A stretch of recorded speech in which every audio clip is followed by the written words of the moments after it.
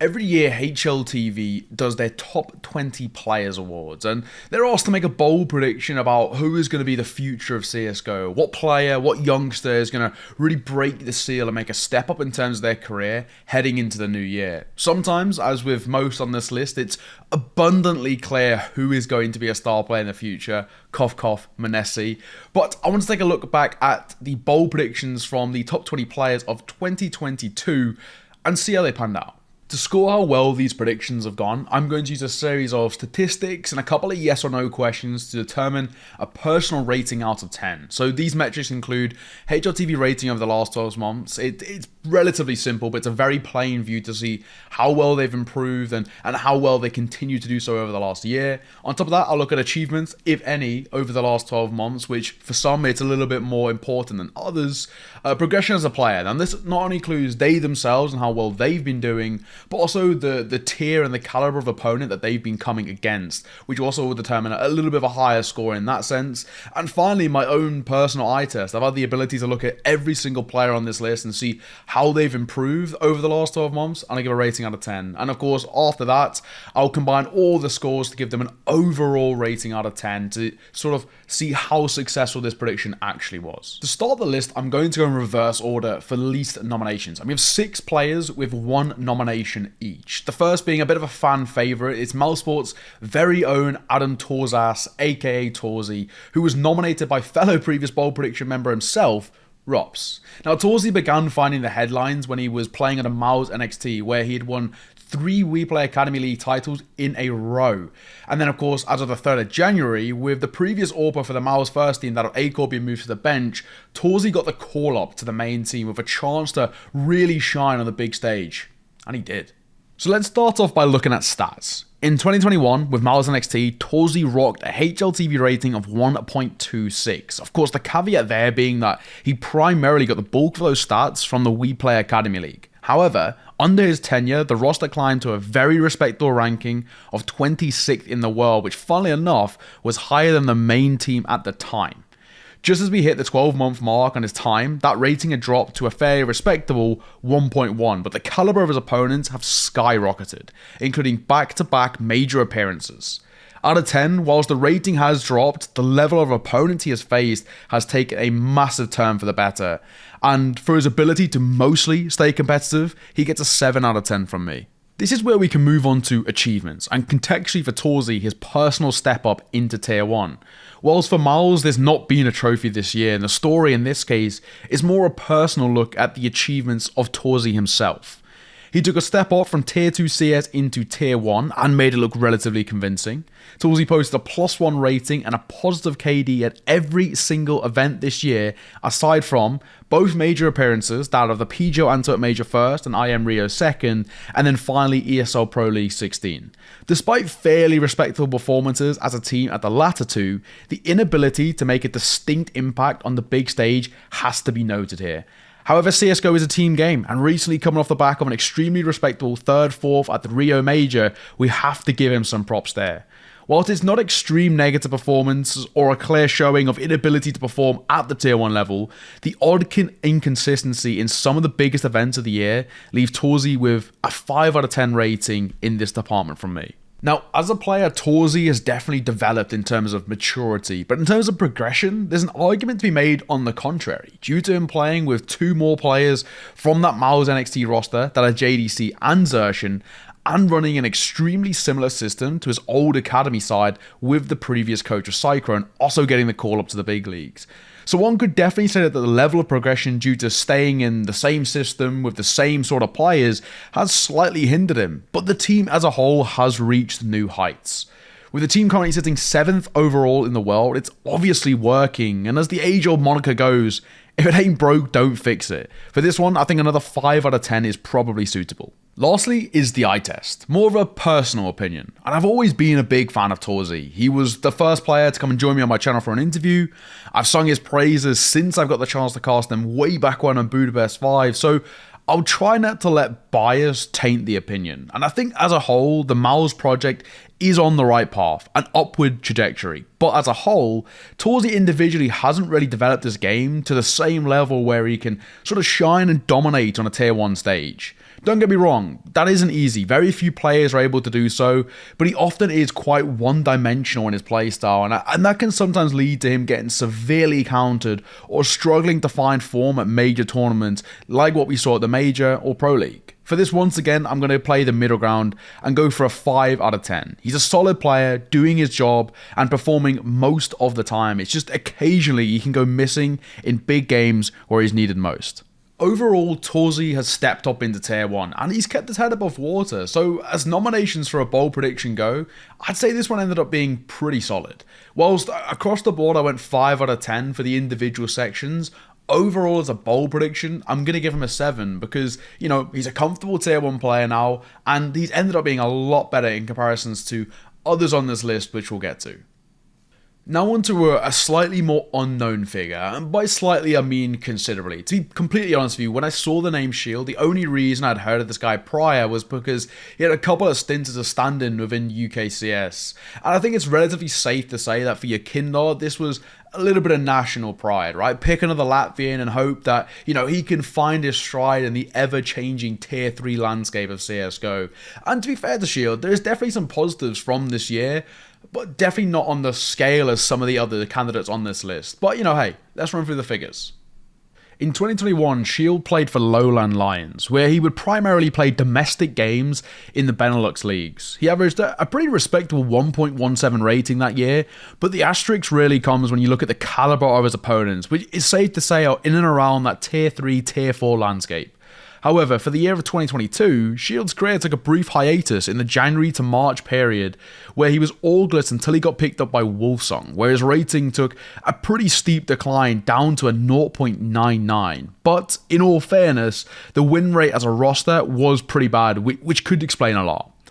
And finally, for some more positive news for Shield, October was a month of positives, as he got to follow the footsteps of previous bold prediction member that of Torzy, as he got signed to MAU's NXT.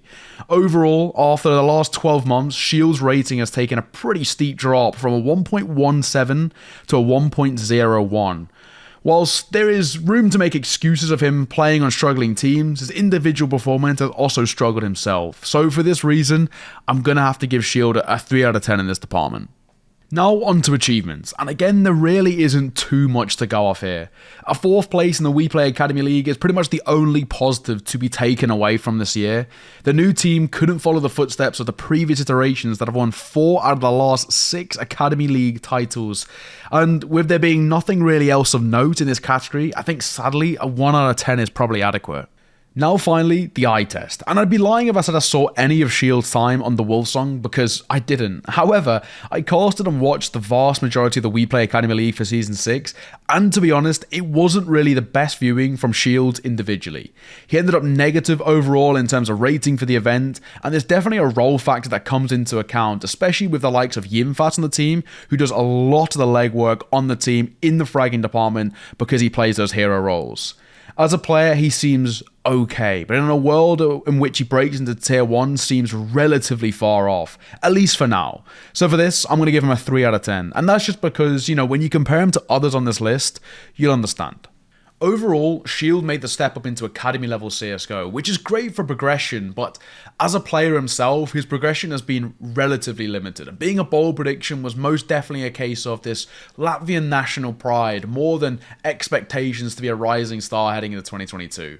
Overall, I have to rate Shield a 3 out of 10 in terms of being a bold prediction for 2022. He definitely elevated his career slowly but steadily, but he's nowhere near being kind of a household name or having international impact the way others on this list have.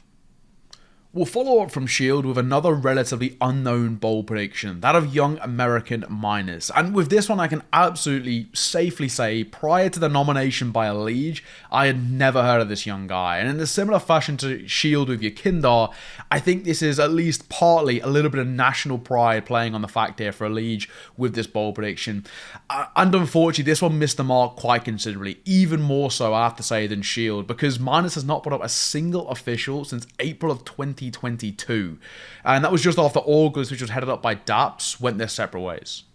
To be perfectly honest, I don't really need to beat around the bush here. His stats for the year of 2021 were an okay 1.13, but for the few months he played in 2022, they dropped to a pretty poor 1.06, and that was only for the first 4 months or so. So all things considered, it kind of has to be a 1 out of 10 for this category, primarily due to the lack of officials. As for achievements, it's pretty much the same story. A couple of Cash Cups won and a pretty rough 7th to 8th finish in ESL Challenger League Season 40 leaves Minus with yet another 1 out of 10, especially in comparison to some of the other big hitters on this list. In terms of development, I think it's probably even safer to say that there was a regression rather than progression. And this is the thing, I don't want to be too harsh on the NA youngster, as from the little I've seen in terms of demo reviews, plus a pretty detailed conversation with my resident NA expert, that of Paladin, he seems to be a pretty decent player. Just projects didn't work out and maybe a little bit of a lack of motivation, but sadly a 1 out of 10 here too. As mentioned earlier, with a lack of events and never really even hearing of Minus prior to Allegia's nomination, I'll just move straight on to the summary. And I think 2022 wasn't really the year of Minus. But, it's not the end of his story. Slowly but surely, NACS is starting to rise again and starting to become way more competitive and fleshed out. And whilst 2022 wasn't his year, I don't think he's done by any means. If you want to learn more about Minus, I do go and implore you to go and check out my good friend Paladin's video. He did a lot of good work looking into the youngster, and it's a strong basis of where I got a lot of my information on. Overall, as a bold prediction, I just have to go 1 out of 10 here because Minus hasn't really been a factor by any means, but who knows, we may see some more from him going forward. Going back to a slightly more positive note, we can take a look at none other than Kyron. Now, the CIS scene continues to kind of pump out these really exciting young talents who continue to flourish and find immense success on an international stage. And Kyron, at the very least, is starting to show some of that promise. It wasn't all brilliance from him into 2022, but there was definitely massive moments for the 18-year-old. And of course, Kyron was the pick of the MVP and winner of the most recent major, that of James. So there's a lot to live up for. He has been touted by the outsiders, IGL and Orp himself. And of course, as of the 8th of January, the day of recording, Kyron is now just signed for outsiders. So James has well-placed trust in the youngster as he now wants to lead him alongside the rest of the major champions. Let's start with my favourite, some statistics. For 2022, Kyron ended on a 1.13 rating, which is a fairly decent improvement from his 2021 form, and of course, to reiterate, he is only 18 years of age. But the caveat comes that the majority of his good performances came in online events, which to be fair is where Spirit Academy, Indie Ray and Aurora usually play within. But his first proper introduction to high-level CSGO left a lot of hopefuls, myself included, slightly disappointed. At the Road to Rio RMR, he ended up sporting a pretty poor 0.93 rating and just couldn't keep up with the level of competition as Aurora bombed out dead last. I think overall for this section, I'm going to give Kyron a 3 out of 10. There's promise in the youngster, and if James has faith in the youngster, then I damn well do for sure. But there's still a lot to prove heading into 2023. For achievements for 2022, there isn't a lot of victories under his belt, but there are some fairly high placings in some decent tournaments. A 4th place overall in the We Play Academy League isn't bad by any means, but Spirit ended up having better performances without him after the fact, including a 2nd place finish most recently. Overall, aside from that, Kyron and his respective teams have had some decent online finishes, but nothing really of note and anything to write home about. So once again, I think a 3 out of 10 is fairly adequate for this section. For development, this is one of the more positive notes for the youngster. I really believe that he has come on leaps and bounds this year as a smart rifler starting to play at a level well above his years. At only 18 years of age, he is still in his infancy stages of his career, but having played a major RMR, you could definitely tell that he's a smart player who's progressed away from just being an aggressive rifler with no thought on a more macro scale, and now to be able to systematically take down opponents. I'm going to give him a 5 out of 10 for this section, as the work he put in at the RMR solidified that he's really progressing as a player and no longer just a pug fiend. For the eye test, it's very similar. It's very obvious that Kyron is not only a talented player, but he's quite mature for his age, with very distinct goals being set. Despite overall rough performances, I think that he's an amazing rifler to watch, and you can tell that there's just this sort of magic about him. Obviously, in comparison to others on the list, it's not as spectacular, but he definitely passes the eye test on a positive note. He's a scarily good rifler, and at only 18 years old, he has attracted the attention of the major champions to replace Norbert, so obviously he's doing something right. With that being said, for this section, a 6 out of 10 from me. Overall as a player, Kyron has started to catch the eyes of not only the upper echelon of his domestic scene, but a more international stage too. I think there's a really bright future for this young guy, and if we look at the past of James in terms of his ability to kind of predict, find and nurture young talent into stars, I think Kyron's probably on exactly the same path. For this reason, I think a 4 out of 10 is okay. He hasn't fully proven himself in 2022, but I think he's really set himself up for success heading into 2023. MHL has been revered as sort of one of the brightest stars coming out of the Polish scene for quite a while, and at such a young age as well. He's already had some pretty major stints on some pretty big teams in some pretty big tournaments. While MHL was linked with a move to Liquid last year before they ended up picking up OC, this could sort of explain why NAF went for him as his bold prediction, but to be perfectly honest, MHL was seriously talented. He had kind of his breakout stints where he was playing with teams like AGO, and of course then he moved to MAU's NXT, and that's where he really started to find his form and his name in the limelight. He obviously had some pretty big shoes to fill as well, as he was filling the boot of Torzy, who then got called up to the main team. So for MHL, for the bulk of 2022, he remained within MAU's NXT until October, when he got called up to the UK powerhouse, that of Endpoint. Let's dive straight into statistics. 2021 for MHL shows some dominant numbers with a HLTV rating of 1.17 and an impact of 1.18, being roughly around 18 years old at the time as well. These are some incredible numbers and very good reason why he received so much praise. But when we look towards 2022, well, he ended the year with a 1.18 and a 1.23 in the impact department. I mean, talk about consistency at a high level. When you add on top of this that he was solely playing Academy Leagues and dominating, it's pretty impressive.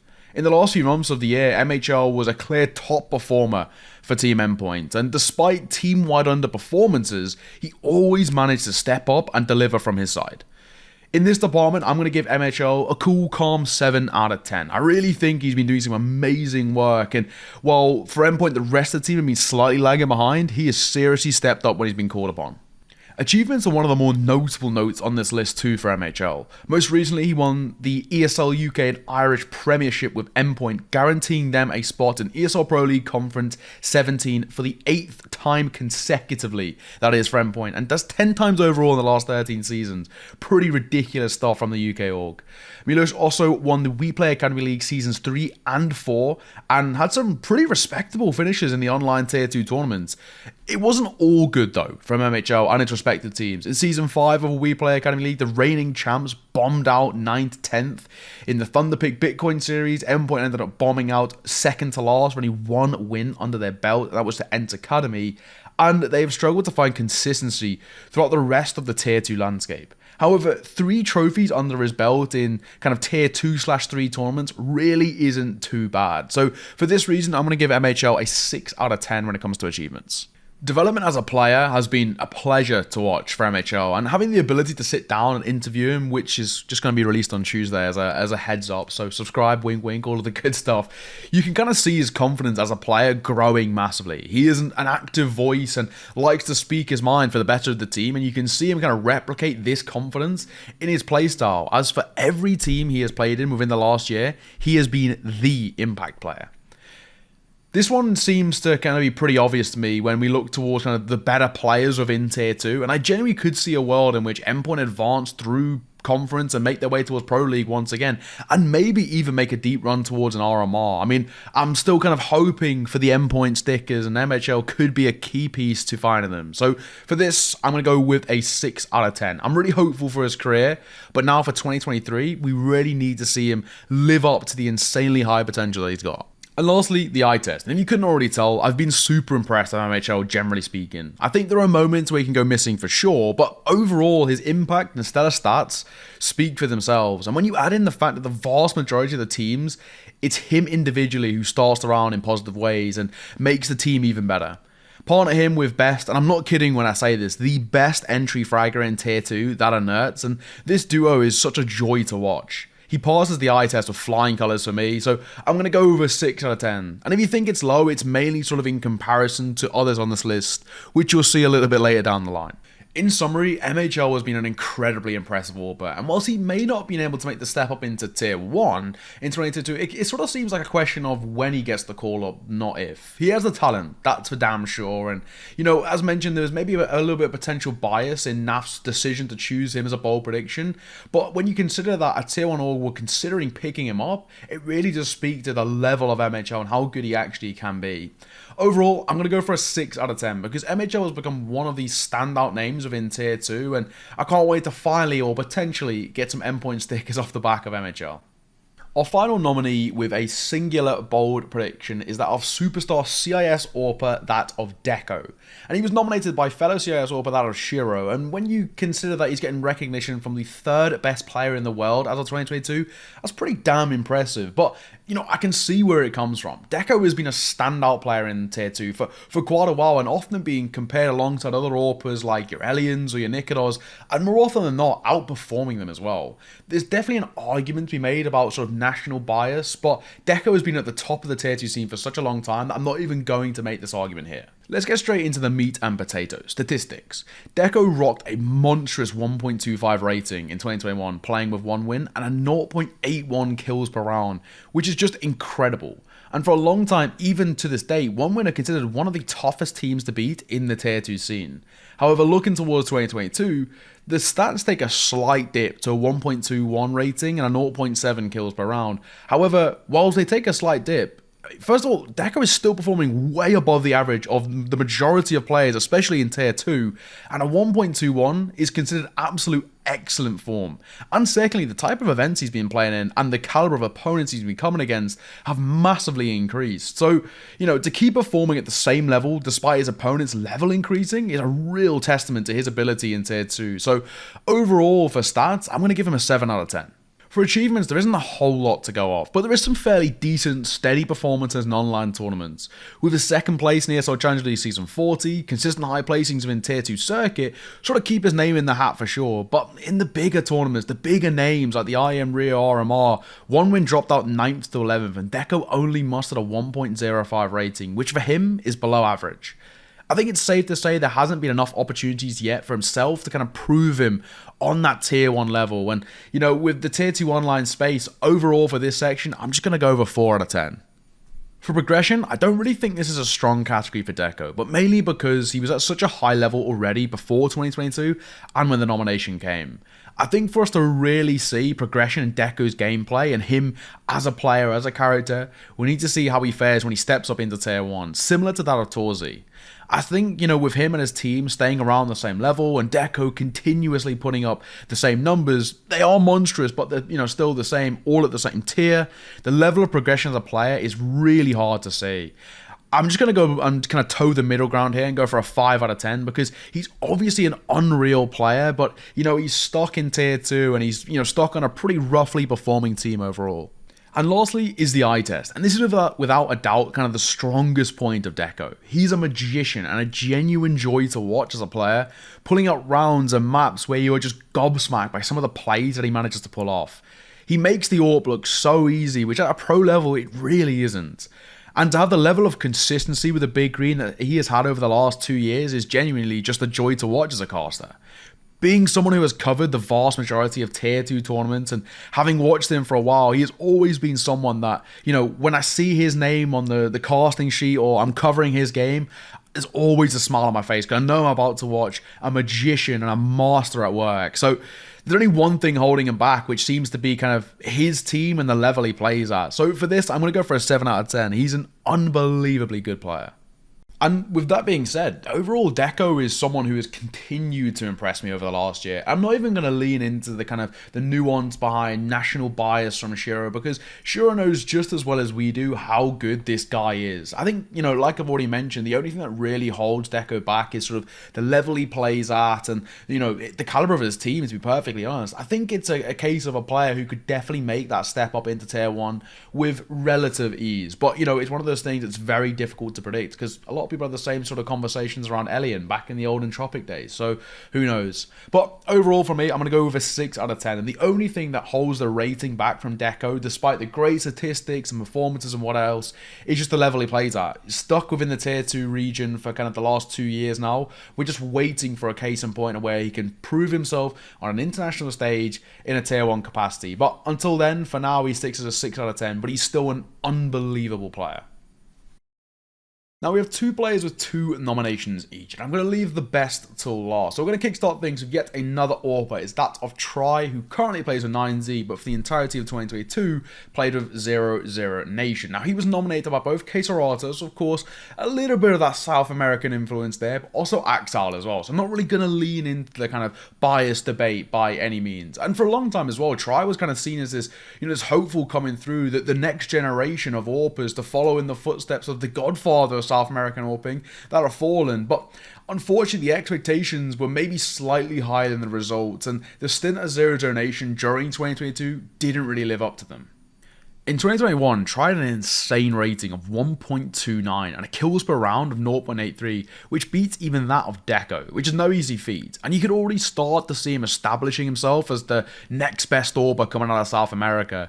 But when you compare it to 2022, however, the rating takes a steep decline to a 1.13 and the kills per round to 0.71. And whilst the kills per round is still pretty good, the average rating declining in such a fashion really is tough to see. And I think there's a variety of external factors that led to this, including poor team performances, a step up in the caliber of opponents he came against, but also maybe the pressure that Try was under to perform.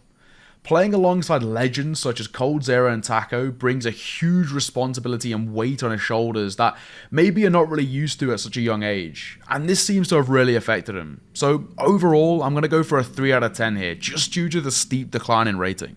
Achievements again are a bit of a mixed match. Whilst domestically, Zero Nation proved themselves as being titans in the region, internationally it was quite dire. They bombed out last place with no wins at the IEM Road to Rio Challenger stage on home turf, alongside another South American side, that of Imperial. At Cologne, they finished 13th to 16th. At PGO Antwerp Major, it was 12th to 14th, and the list goes on.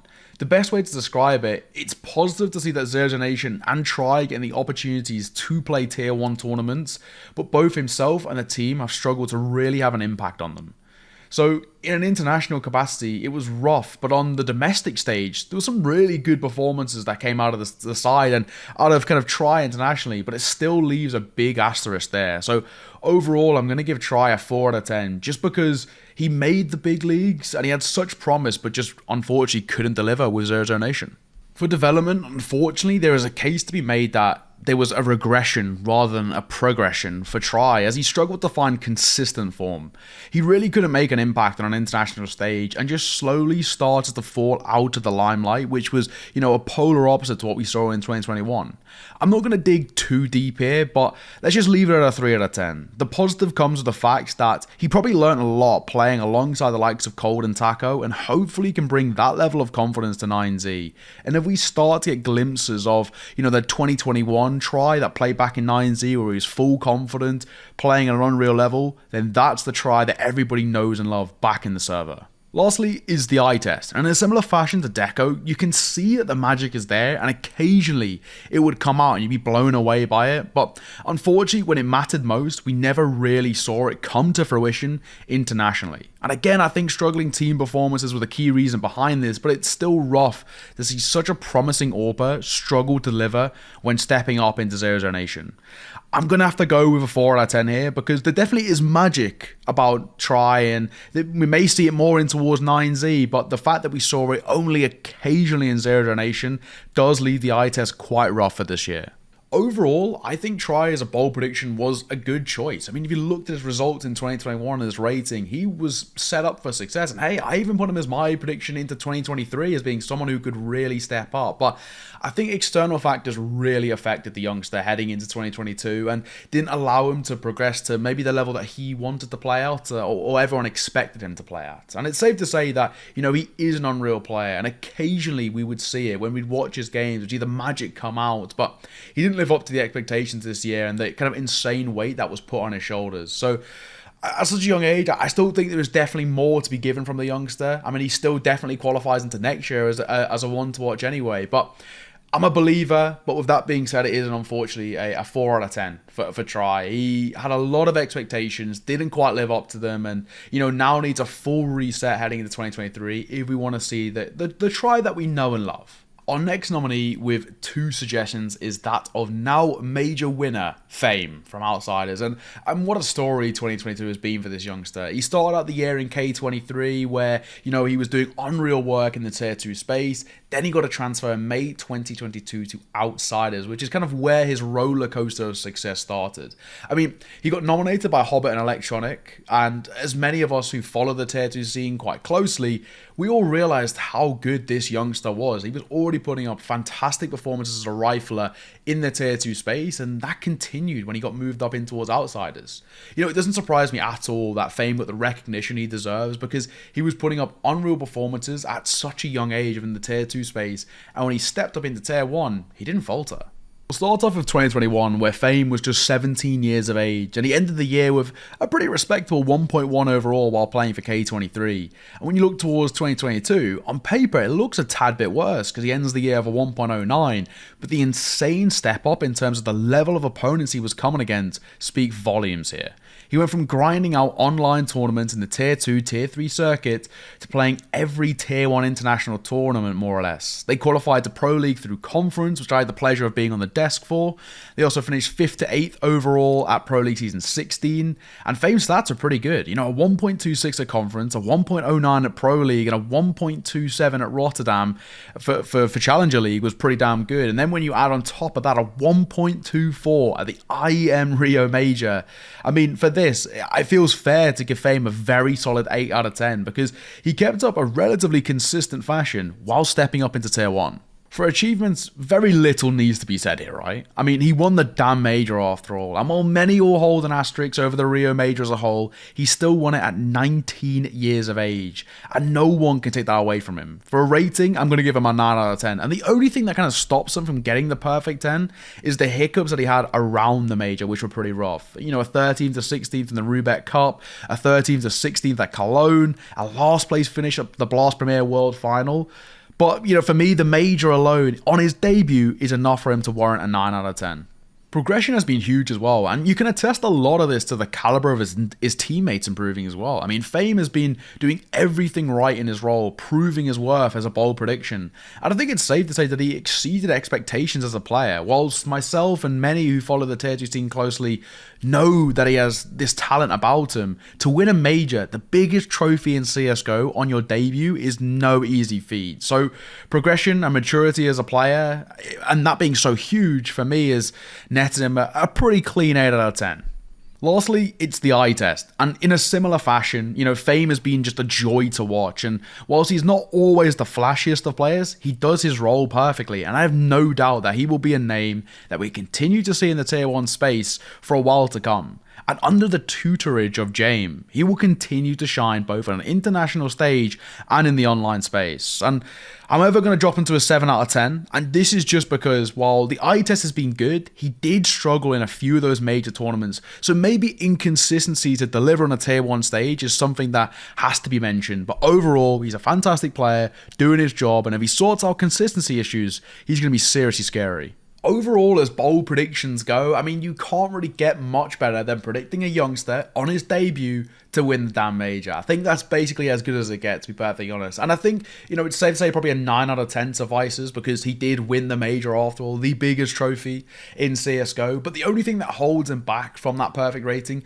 is the slight inconsistencies that we did see at other major tournaments like Cologne, like the Blast Premier Finals, etc. But, for me, I think it's safe to say that we are going to see Fame in and around the Tier 1 space and the ever-developing CS scene for many, many years to come. So, as bold predictions go, this is a really, really solid one. Now we can move on to our penultimate nominee for the bold predictions, and this youngster had 3 nominations to his name, and you can pretty damn clearly see why. It's Zursion, who now plays in the Mal's first team, and he got nominated by Brokey, Zywoo, and Twist. I mean, talk about some big names to live up to, but fortunately for him, he did exactly that. And he had a kind of his breakout year in a similar fashion to Torzy, playing for Miles and XT, where they dominated the academy space for the vast majority of 2021 and 2022. And in a similar fashion to his fellow AWPer, he got the call up to the main team in August of 2022. Zursion has always been an incredible and flashy rifler who can single-handedly make a difference to a game that many others of his age couldn't even imagine doing. For 2021, he primarily played in the Tier 2 and Academy space, and he put up a 1.13 rating, but his impact and consistency were always great. And then when you look towards 2022, while his rating slightly dips to a 1.11, the level of his opponents in the second half of the year massively jumped up. The fact that he remained consistent and impactful despite stepping up from Tier 2 into Tier 1, that nets him a 7 out of 10 for me. He's dominant, but is still incredible. Starting out the year, achievements were very good for Zursion too. You know, with back-to-back WePlay Academy leagues and some decent placements in Tier 2 competitions, it really isn't too shabby from the youngster. Once he got called up to the main team, however, whilst the winning ways didn't quite continue, Miles generally weren't able to prior to his addition anyway. So when you add in the fact that he finished top 4 at his first ever major, which is an incredible effort overall, for this I'm going to give Zursion a 7 out of 10. No big trophies under his belt, but he set Miles on the right path to do so heading into the future. Development is a hard one, and it's the same argument I made towards Torzy. You can make the point that there definitely wasn't maybe too much development because, you know, he's played alongside 2 other academy members, that of JDC and Torzy, and under the same coach at a Kyron. So the system itself never really changed. And I think in a similar fashion to Torzy, I'm going to give a similar number. Instead of a 5 out of 10. He's definitely matured in himself and as a player, but his progression is a really tough one to call. I don't think by any means it's shocking to say Zursion passes the eye test with flying colours. I mean, he stepped up into Tier 1 and continues to impress everyone. And you could see from the reactions on Twitter, social media, just how well he's presented himself on the big stage, and that he's such a confident player that single-handedly has the ability to change a game. Whilst there was definitely some teething problems at the start for Miles once he joined the roster, he himself individually started to really rectify that situation, and it paid off massively where we saw him at the major finish in that top 4, and he was such an integral part to them being there. And of course, the team they ended up losing to ended up being the eventual winners. So for the eye test, I'm going to go with a very solid 7 out of 10. And with that being said, Zursion overall has had a really stellar 2022 to look back on. I mean, lots of highs, lots of firsts in his career, and a lot of stuff that he can really be proud of. You know, he himself and Miles, they've set themselves up for a lot of potential heading into 2023, and he's going to be such an important factor into them finding success. And the fact that they're one of the youngest teams within Tier 1 just shows that their skill ceiling is incredible. I mean, as bold predictions go, Zursion seemed like a little bit of a surefire one anyway, but, you know, he now goes into 2023 in some of the best form of his life, coming off the back of a really solid 2022. So for me, overall, I'm going to go for a solid 8 out of 10, and I think Zursion really deserves it. Last but certainly not least is G2's superstar AWPer, that of Monesy. You know, he's impressed everybody throughout 2021 where he was playing with Na'Vi Jr. in the WePlay Academy League, putting up sort of dominant performances on such a consistent basis. And I think it's safe to say that pretty much everybody was expecting this youngster to shine, and it's absolutely no surprise that he lived up to them. Monesy has been marvelled at for years now. He's this youngster when he was 14 or 15 with incredible hours in the game and the game sense well above his age. But, you know, now it was always a question of can he deliver on a Tier 1 stage when he eventually gets the call up? And well, we all know how that went. And when you look at the people who nominated him as well, he got 6 nominations this year. Stown, Hunter, Blame F, Bit, and Nico. Already those 5 alone are some incredible names. But then he got the nod from the best player of all time, that of Simple. As stats go, it's incredibly difficult to beat that of Monesy. At just 15 years of age when he started the 2021 season, he finished the year with a mind-boggling 1.36 rating and a 1.42 impact. Realistically, you won't find anybody that beats that, especially at that age. As he played alongside Na'Vi Jr., whilst overall the roster struggled to really cement themselves as the best of the best, Monesy never did. And then you look forward towards 2022, and his rating dips to a 1.17, but this is a 16, 17-year-old kid who's playing at a Tier 1 level. We have basically never seen this before, and for it to be this successful, it's incredible. He stepped up into G2 and managed to farm in the vast majority of the events that he played within, including a 1.24 at the Blast Finals, a 1.25 at Pro League, and a 1.22 at the RMR, despite G2 only picking up one win. He's had an insane year and without a doubt one of the best players in the world, hence why he ended up being voted 7th overall. As stats go, I would give him a 9 out of 10, and I don't really even feel like I need to justify this. Achievements are slightly mixed matched, and we'll start with the positives. G2 ended the year winning the Blast Premier World Finals, where Monesy was granted the MVP. And as things go, that enough nets him already an incredibly high rating, but there was a few teething issues and struggles. I mean, first of all, not even making the Rio Major is a pretty huge one, and whilst Monesy takes no blame here, there is definitely an impact onto his rating for sure. For G2, there was a myriad of changes throughout the roster throughout the year, with only Hunter and Deco remaining, and the same struggle in achievements doesn't fall solely on his shoulders in this case. And you know, a second place at Katowice really isn't too bad at all. Overall, I'm going to go with an 8 out of 10, but that MVP means so much. For development, this is another huge factor, and I mean, what a player he's ended up being. Constantly in the limelight, shining internationally despite the geopolitical situations that affect him and his family, you can't not be impressed with a young guy, and for me, I'm going to give him a solid 8 out of 10. He has really blossomed into a jack of all trades that always pulls his weight and then some, considering some of the struggling team performances of G2. But with the AWP, this guy is just a demon. These hours that he's been putting into the game for the last few years are finally starting to pay off, and damn are they coming back in dividends. Finally, the eye test. I'm not going to beat around the bush here. It's a 10 out of 10. For a bold prediction to achieve the 7th best player in the world at just 17 years of age is incredible. Not even simple as we were doing that. This kid is seriously a monster, and my god, I cannot wait to see his career blossom. He continues to shape the landscape for the powerhouse side that is G2, and even when they struggle or lose, he always puts on a show. To add to this, Monesy never went negative at a single event throughout 2022. I mean, talk about dominance from a youngster. And whatever you saw that big green in his hands, everybody sat forward in their seat because he was just such a joy to watch. 2022 was a breakout year for Monesy to really prove himself as a staple part of the upper echelon of CSGO. And what a year he's had, right? I mean, in a similar way to Zursion, but kind of just like 10 times the scale, he has adapted and settled at the top so quickly and so effectively to become a staple part of Tier 1. And I think, unfortunately, because of youngsters like Zywoo and Bit previously, who have been so good at such a young age, we kind of maybe get slightly jaded to how good Monesy actually is at the young age that he is. I mean, it's been an incredible showing. What a year he's had, and for me, as bold predictions go, to finish 7th overall with an MVP at a Blast Premier Finals, it's a 10 out of 10. I mean, what a year from him, and what a career he's going to have. And with that being said, ladies and gentlemen, we are done and dusted. Every bold prediction from 2022 chalked up. We've had our go, we've had our ratings, and of course, I'd love to hear your opinions as well. If there's anyone that you maybe disagree with, deserve a higher rating, lower rating, let me know, because it'd be interesting to see all of your opinions as well, and potentially even some predictions of who you think is going to really stand out into 2023. But that being said, we are done and dusted here, so of course, like, subscribe, all of the good stuff, and unfortunately, we have to bid you farewell. But I'll see you very, very soon. New videos every week. For now, farewell.